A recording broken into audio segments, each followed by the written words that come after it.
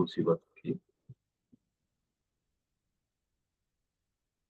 Question number 12 करेंगे पहले। Question number 12 में, in the diagram A is the midpoint of OC and B is the point on OD where OB is 1/3 of OD। सबसे पहले तो जो ये पहला हिस्सा आपको दिया हुआ है, इससे जो जो इंफॉर्मेशन एक्सट्रैक्ट हो सकती है वो एक्सट्रैक्ट कर लेते हैं, फिर उसके बाद जो है वो बाकी आगे का हिस्सा पढ़ते हैं। तो यहाँ पर हमें क्या कहा सवाल ने कि ए जो है वो ओ सी का मिड पॉइंट है।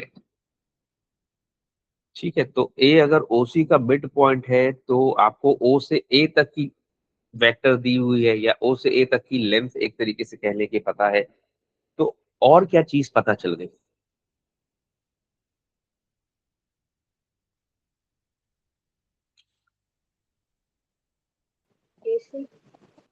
ए सी।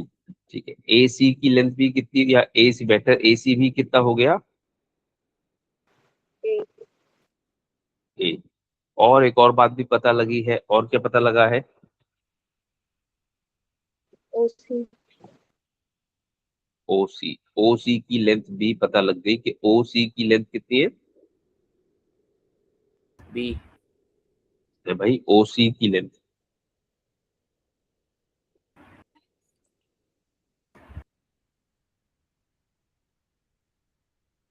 ओ से सी, ओ ए है, ए सी भी ए है, तो ओ से सी कितना हो गया?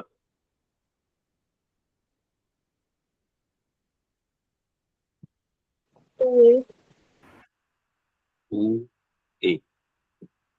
फिर आगे चले, कह रहे हैं B is a point on O D. अब वो जो साइड ओडी है उस पे एक पॉइंट है बी, और क्या बताया कि इस तरह से है कि ओबी इज 1/3 ऑफ ओडी। ओबी जो है वो पूरे ओडी का 1/3 है। ठीक है, तो क्या ओडी की वैल्यू समझ में आई? B divide by 3 B divided by 3 तो नहीं बेटा, 3b हो जाएगी। ठीक है, अगर डायरेक्टली आप 3b लिख सके तो सही है, वरना हमें दिया हुआ है O B is 1/3 of O D. मैं आपसे ओडी पूछ रहा हूँ, ओबी आपको पता है कि ओबी है बी, वो वाला 3 यहाँ पर आके इससे मल्टीप्लाई होगा तो ओडी की वैल्यू 3b हो गई। ठीक है, ये बात शायद डायरेक्टली भी समझ में आना चाहिए, स्टेप करने की जरूरत नहीं थी। एक लेंथ और समझ में आ गई हमें, और कौन सी लेंथ समझ में आ गई?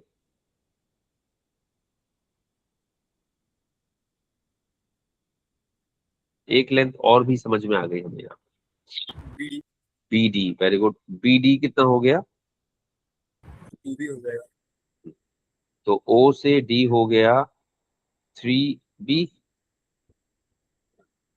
और एक और बात जो हमें समझ में आ गई वो ये समझ में आ गई कि बी डी कितना हो गया? बी डी हो गया 2b। तो चलो, कम से कम इतना हिस्सा तो मैं यहाँ लिख सकता हूँ कि ये 2b हो गया। सही। तो ये सब चीजें आपने भले लिख के रख ली या वैसे ही आपने समझ लिया, ठीक है, लेकिन बहरहाल वेक्टर में होता ये है, जो जो चीज पता लगती रहे कोशिश करें उसको कहीं साइड में लिख ले, क्योंकि जैसे जैसे क्वेश्चन में आप आगे बढ़ते हैं इतनी सारी इंफॉर्मेशन इकट्ठी होती रहती है कि वो जरा सोच के याद रखना मुश्किल हो जाता है। तो या तो डायग्राम पे या साइड में कहीं लिख के रख लें आप चीजें कि ये चीजें मेरे पास आ चुकी है, उससे थोड़ी जो है ना जरा बेहतर रहती है चीज। अच्छा, अब हम आपसे कह रहे हैं कि ओ, अच्छा ये सब हो चुका, पार्ट ए। एक और बात याद रखिएगा, ये एक तरीके से रेशो ही है। और किस चीज का रेशो है? O B is to O D is equal to 1:3। सही है, ये आपको बता रहा है ओ बी से ओ डी का रेशो, और वो कितना है? 1:3। ये ओ बी और डी एक ही लाइन पर है।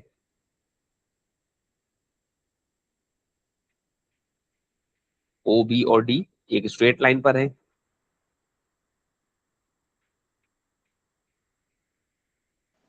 नहीं है स्ट्रेट लाइन पर, ओ बी और डी एक स्ट्रेट लाइन पर है ना भाई। अरे यार, तो ये कोलिनियर हो गए। अब आपके पास एक रेशो है, दो रेशोज और होनी चाहिए। एक रेशो उसने ओबी का ओडी के साथ बना दिया, ओबी के साथ एक और रेशो भी बनाया जा सकता है। ओबी का दूसरा रेशो किसके साथ बनेगा? BD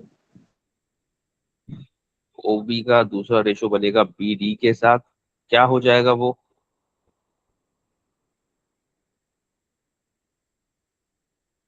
1:2 1:2। फिर ओबी का मजीद कोई रेशो नहीं बनेगा, तो अगला फिर हो जाएगा बीडी। बीडी का रेशो आप किसके साथ बनाएंगे? OD बीडी का रेशो ओडी के साथ, राइट। जी और वो कितना हो गया? 2:3 2:3, सही है। तो ये सारे का सारा इंफॉर्मेशन आपको पहली लाइन में से निकाल लेना है, ठीक है। अब आप ये लिखेंगे या खुद ही अपने जहन में रख लेंगे, वो तो डेफिनेटली आपने खुद डिसाइड करना है। मैं यही मशवरा दूंगा कि बिगिनिंग में तो लिख ले, सही है, लेकिन बस कोशिश ये करें कहीं साइड में साफ सुथरा करके लिखें, गंदगी नहीं फैले। खैर, पहली चीज जो हमें मालूम करनी है वो वेक्टर ए बी पता करना है, यानी वेक्टर ए बी का मतलब हो गया ए से बी की तरफ, ठीक है। अब आपने सिर्फ इतना हिस्से पे फोकस करना है मिसाल के तौर पर, ठीक है। ए बी मेरा रिजल्टेंट वेक्टर है, और जो बाकी दो वेक्टर्स मेरे पास है, एक है ओ ए और एक है ओ बी। ओ ए और ओ बी ऐड करके ए बी बना रहे हो, या ओ ए और ओ बी को सब्ट्रैक्ट कर रहे हो तो ए बी बन रहा है? Subtract subtract. तो ए बी की बात अगर करें हम, तो ए बी का तरीका क्या हो रहा है, यानी ए से बी जाने के लिए आप सीधी सीधी सब्ट्रैक्शन लगा सकते हैं as per the given situation. अगर आप चाहें तो आप एरोज की डायरेक्शन बदल बदल के एडिशन भी लगा सकते हैं, बट देन ऐसा करने का मशवरा दिया नहीं जाता। ए बी, इसमें एंड कहाँ किया तुमने? B पर ए बी, बी पर। तो ए बी का मतलब हुआ बी माइनस ए, और बी पे कहाँ से आ रहे हैं हम? ओ से। और ए पे भी कहाँ से आ रहे हैं हम? ओ से। तो ए बी का मतलब ओ बी माइनस ओ ए। ओ बी कितना है? B बी माइनस ओ ए है आपके पास, ए। तो ए बी की स्ट्रेट अवे वैल्यू आपके पास आ गई बी माइनस ए, सही है, ठीक। तो बी माइनस ए, यहाँ पर बी माइनस ए। फिर उसके बाद वो आपसे कह रहा है कि सी से डी निकालो। अब सी डी के लिए आपको पूरे का पूरा ट्रायंगल देखना चाहिए, ओ सी डी वाला। और सी से डी जाने का मतलब एक ये हो गया कि अगर मैं सी डी की बात करूं, तो C D is equal to D minus C.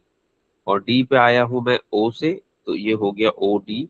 और सी पे भी आया हूं मैं ओ से, ये भी हो गया ओ सी। ओ डी मैं पहले से पता कर चुका हूं, तो ओ डी का मतलब है 3 टाइम्स ओ बी, ठीक है। माइनस ओ सी का मतलब है 2 टाइम्स ओ ए। तो 3 टाइम्स ओ बी मतलब 3 times B, minus 2 times O ए मतलब 2 ए। सही हो गई बात। क्योंकि ओडी और ओसी आपको पता तो नहीं है ना, आपने पता किया है वो, तो मैंने इसलिए उसमें एक स्टेप शो किया है extra. E is the point on CD। अच्छा, ये जो लाइन CD आखिर में चलती हुई आपको नजर आ रही है, उस पे कहीं एक पॉइंट है E, और E के बारे में क्या बताया कि E ऐसे है कि CE/ED इज इक्वल टू 1:2। चलिए, तो आपको कहीं पर E अज्यूम करना है D के ऊपर, और ऐसे कि C से लेकर A तक का डिस्टेंस और E से लेकर D तक का डिस्टेंस है, उसका रेशियो 1:2 है। तो लेट्स से E यहाँ कहीं है। Is that right? CE 1:2 और ED 1:, सॉरी हाँ, CE/ED 1:2। इस एक रेशियो के बाद और कितने रेशियोज पता लग गए? 2। तो CE/ED बता दिया। CE का दूसरा रेशियो बता दीजिए आप। DC। CE का EC के साथ रेशियो पूछ रहा हूँ। CD। CE और CD, फिर उसके बाद CE के साथ फर्दर कोई रिलेशन नहीं बन सकता, तो ED का रेशियो इसके साथ CD। CD।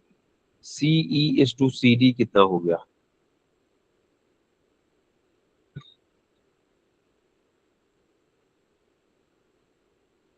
-3। 1:3। ED/CD कितना हो गया? 2:3। 2:3। ठीक है, ये रेशियोज हमने प्रोसेस करके रख लिए। अब यूज करने हैं नहीं करने, ये तो खैर फिर हम बाद में देखते हैं।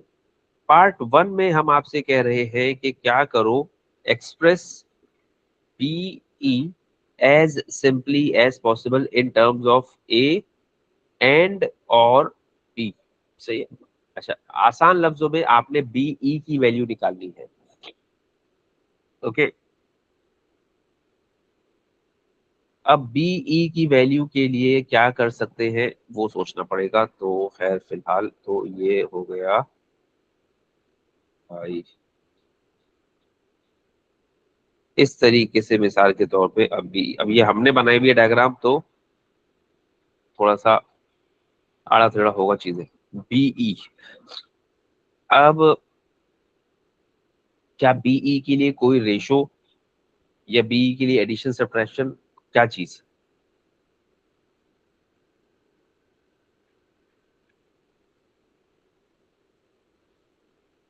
हाँ, एक बात मैं आपको बताना भूल गया, कोई भी वेक्टर अगर आपको मालूम करना है तो मोस्टली वेक्टर या तो एडिशन सब्ट्रैक्शन से मालूम होगा या रेशो से मालूम होगा।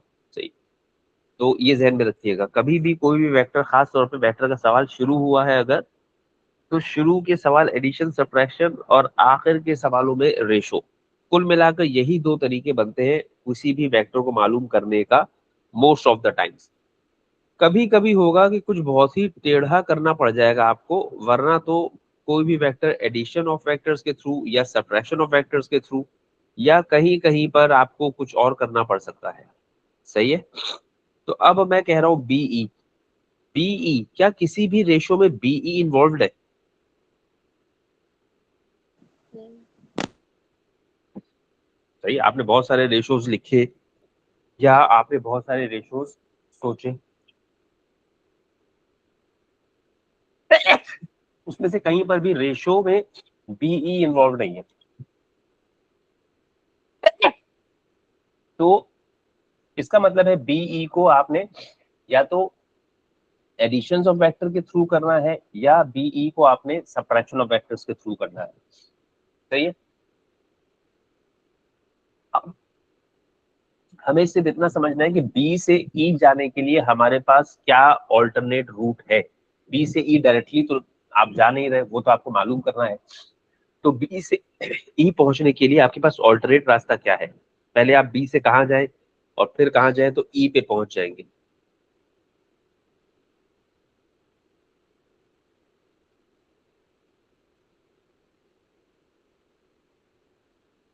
बड़ा कुछ मैंने इतना मुश्किल सवाल नहीं किया, बड़ा आसान से सवाल किया। बी से पहले कहाँ जाऊं और फिर कहाँ जाऊं कि डी पर पहुंच जाऊं।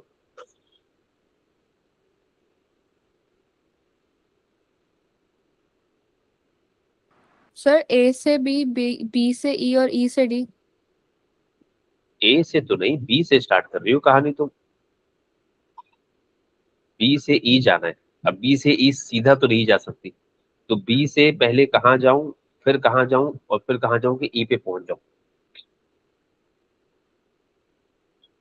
यहां पर है और यहां पहुंचना है।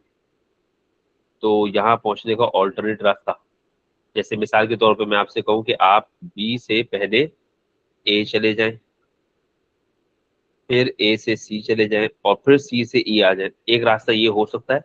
अच्छा है या बुरा है वो बात नहीं होगी। सर बी से डी और डी से ई। बी से डी और फिर डी से ई, ठीक है, शॉर्टेस्ट पॉसिबल रूट यही दिख रहा है। तो अगर मुझे बीई चाहिए तो बीई के लिए मैं क्या करूंगा कि मैं कहूंगा कि बी से ई जाने के लिए जो मेरे पास एक ऑप्शन हो सकता है वो ये है कि मैं पहले बी से जाऊं डी, फिर प्लस डी से चला जाऊं ई पर, राइट। अब बी से डी और डी से ई, ठीक है।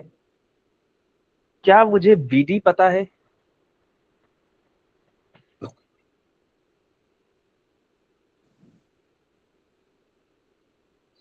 क्या मुझे बीडी पता है? जी। क्या मुझे डीई पता है?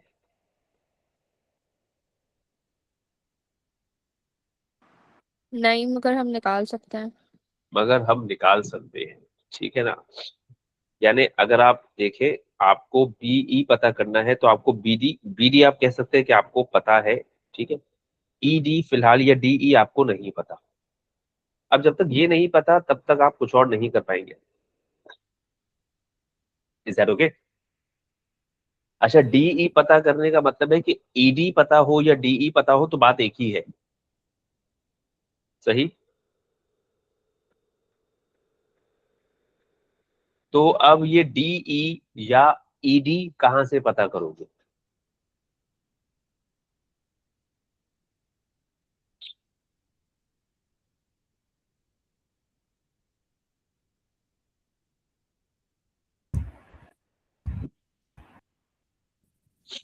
सीडी से।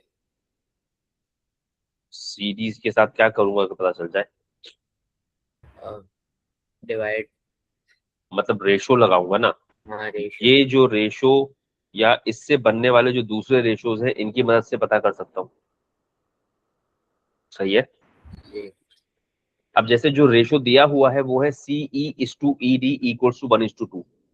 सीई इज टू ईडी में ईडी मौजूद है तो यहां से मुझे ईडी पता लग जाएगा, लेकिन शर्त यह है कि मुझे सीई पता हो फिर। नहीं सही है। पता। सीई नहीं पता। अब ये जो रेशो जाहिरी तौर पे दिया हुआ है, क्या is this the only ratio that is given to you? नहीं। ठीक है। हमें पता है कि अगर वो एक रेशो देता है तो इसका मतलब है पीछे उसके साथ साथ दो रेशोज और लगे हुए। ठीक है। तो और कोई रेशो देखो जिसमें ईडी मौजूद हो या डीई मौजूद हो, वो कौन सा है? E D is to C D. E D और सीडी का रेशो वो 2:3 है। यहां से ईडी पता कर सकते हो अगर क्या पता हो तुम्हें? सीडी। सीडी, और सीडी हमने पार्ट 2 में पता किया है। सही है। तो जी। सबसे पहले तो मैं क्या करूंगा, मैं ये वाला ratio E D is to C D is equal to 2:3, जिसका मतलब हो जाएगा कि E D upon C D. ये वाला स्टेप ऑप्शनल है, चाहे तो आप छोड़ सकते हैं। और यहां से ई डी का मतलब 2/3 of C D. Is that right? जी।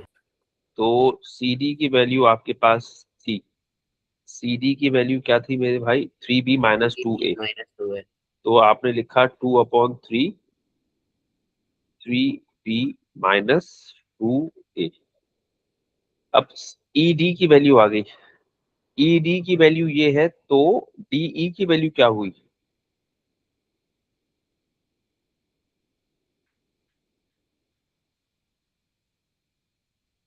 मानोगे?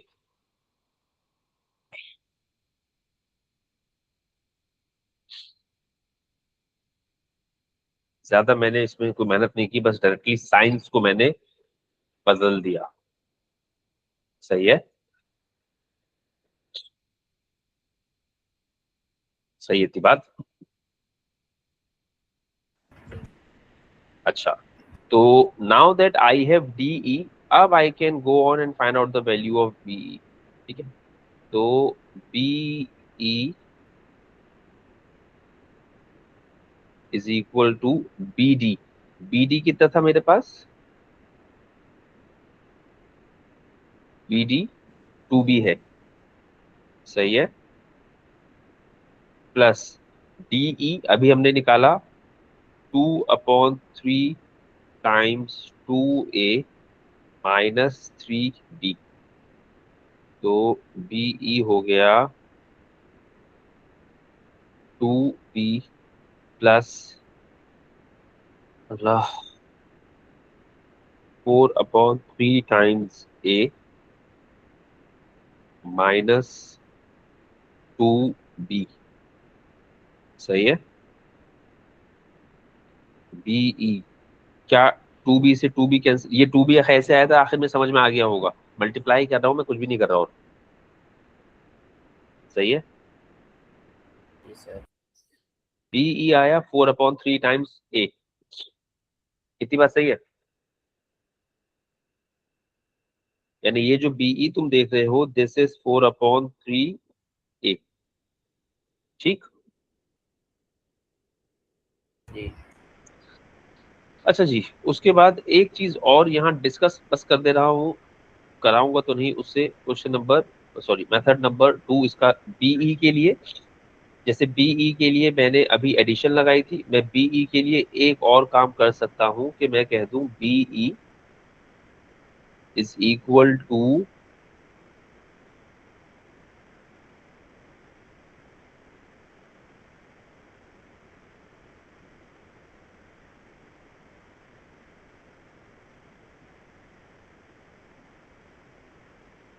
डीई।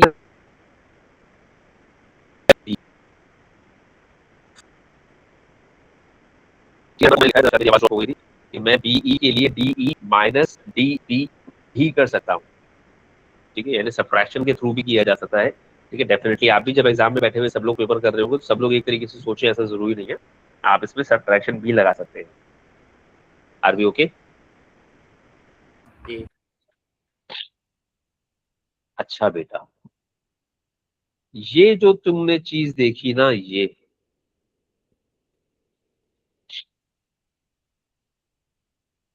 ये बीई लिखा है 4/3 टाइम्स a। सही। क्या तुम्हारे पास कोई ऐसा वेक्टर था जो जिसकी वैल्यू सिर्फ a या इन टर्म्स ऑफ ओनली a मौजूद थी?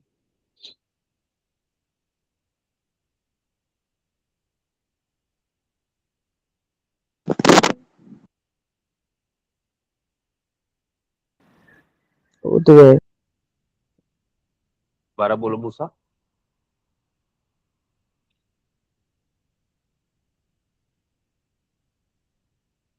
क्या? ओ है। ओ ए है, ए सी है, ओ सी है। सही है, ऐसी बात है ना? जी तो जब जब वेक्टर्स बनते जाते हैं तो जो चीज नोटेबल होती है वो ये होती है कि BE is equals to 4/3 times O A. A असल में ओ ए की वैल्यू थी, या be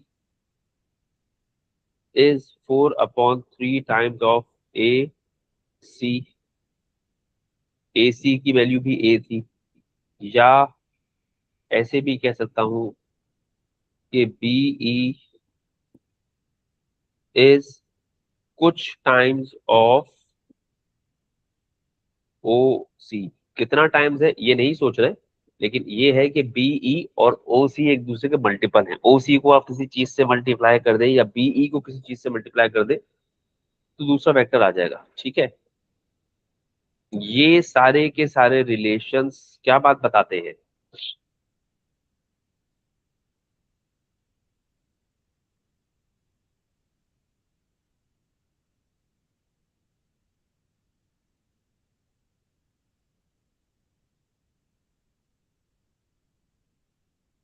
BE is parallel to OA। दूसरा relation BE is parallel to AC।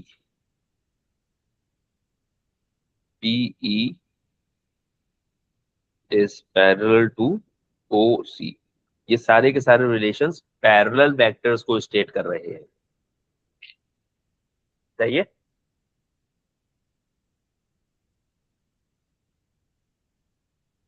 Time लगेगा थोड़ा, फौरन फौरन तो नहीं आपको हर चीज आ जाएगी, थोड़ा टाइम लगेगा। शुरू शुरू में तो मैं बताता जा रहा हूँ, फिर आहिस्ता आहिस्ता जब मैं पूछता जाऊंगा तो आती जाएगी चीजें। सही है? तो बस वेक्टर में आपको यही करना है, अपना दिमाग और अपनी आंखें खुली रखनी है। इसलिए आप चीजें लिख कर रख ले तो बहुत अच्छी बात है, वरना फिर आपको ऐसा लगेगा कि यार ये चीजें कहाँ से आ रही है। अगर आप मतलब मैं बहुत सारी चीजें लिख रहा हूँ इसमें कि ये इन्फॉर्मेशन मेरे पास आ गई, इस रेशो से ये निकल कर आ गया। जितना ज्यादा आप इसमें चीजों को लिख लेंगे या चीजों पे मतलब जहन में सोच के रख लेंगे, आपको समझ में आता रहेगा कि यार ये चीजें यहाँ से आ रही है। वरना फिर एक टाइम के बाद ऐसा फील होने लगता है वेक्टर में कि ये सारी की सारी चीजें आ कहाँ से रही है, दिया हुआ तो कहीं भी नहीं है, जबकि पता नहीं क्या कुछ निकल के आ रहा है। तो बेहतर है कि जो कुछ दिया हुआ है उससे जितना सब कुछ निकाल सकते हो वो निकाल के लिख के रखते जाओ साथ में, ताकि आदत रहे कि हाँ यार एडिशनल इन्फॉर्मेशन को भी कैरी करना है। सही है? चलिए, what special type of quadrilateral is ABEC? ABEC, ABEC किस तरह का क्वाड्रिलेटरल है? तो भाई ये है ABEC। अब आपको ये जो भी लग रहा होगा मेरी कंस्ट्रक्शन की वजह से, इस क्वाड्रिलेटरल में आपको क्या चीज समझ में आ गई? एक तो ये फोर साइडेड फिगर है, क्या इसकी चारों की चारों साइड इक्वल है? नहीं। क्या इसकी ऑपोजिट साइड्स पैरेलल है? नहीं। क्या इसकी ऑपोजिट साइड्स में से कोई एक भी पेयर पैरेलल है? नहीं। नहीं। जी। ए सी और बी ई पैरेलल है, अभी लिखा ना नीचे मैंने, A C is parallel to B ई।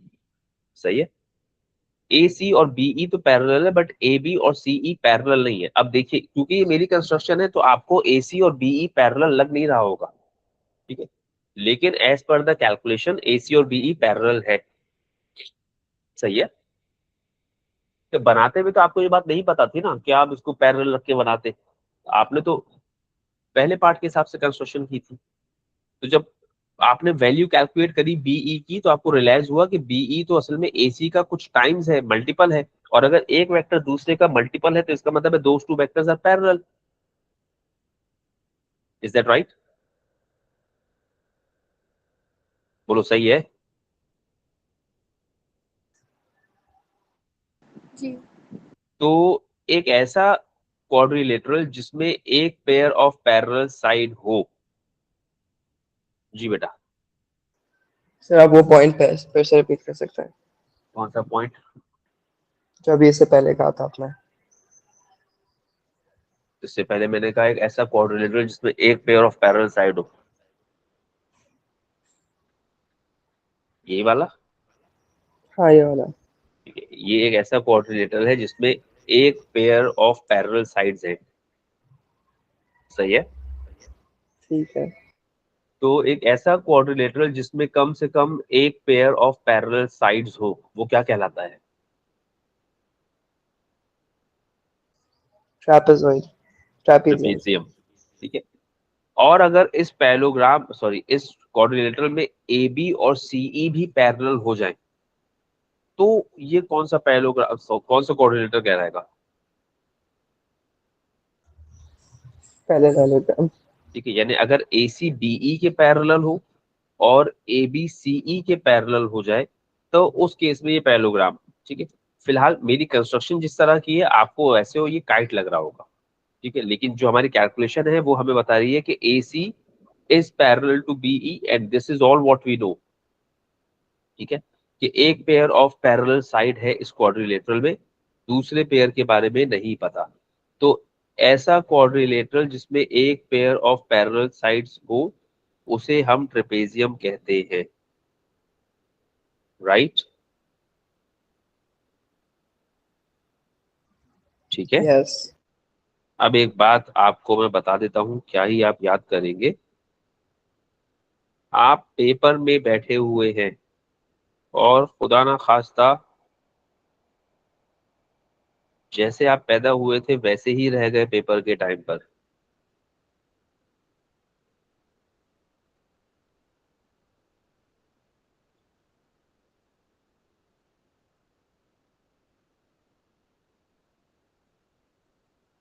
तो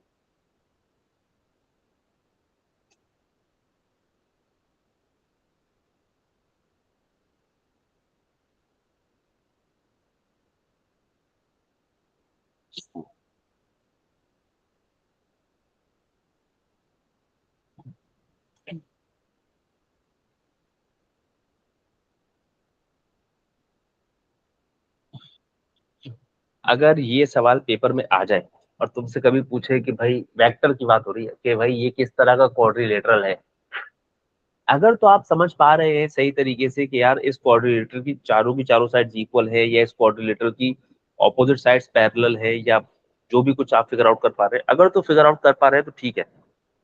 वरना ये क्वाड्रिलेटरल वाले जितने भी सवाल आते हैं ना वो हमेशा ट्रेपेजियम ही होता है, एटलीस्ट जहां तक मुझे याद है। आप लोग भी जरा ख्याल रखिएगा कि जब ये सवाल आता रहे तो देखिएगा आंसर ट्रेपेजियम ही होगा ज्यादातर। एक आध जगह शायद पैरेललोग्राम निकल आए, वरना ट्रेपेजियम ही होगा। तो अगर खुदा ना खास्ता आप कभी किसी ऐसी सिचुएशन में आ जाए कि तो कि आपसे फिगर आउट ना हो सके कि किस तरह का क्वाड्रिलेटरल है, ठीक है, तो फिर वहां पर आप ट्रेपेजियम लिख दिएगा, मोस्ट प्रोबेबली आपका तुक्का सही लग जाएगा।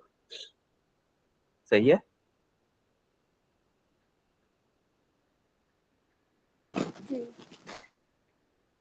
लेकिन ये मैंने साफ साफ लिखा है कि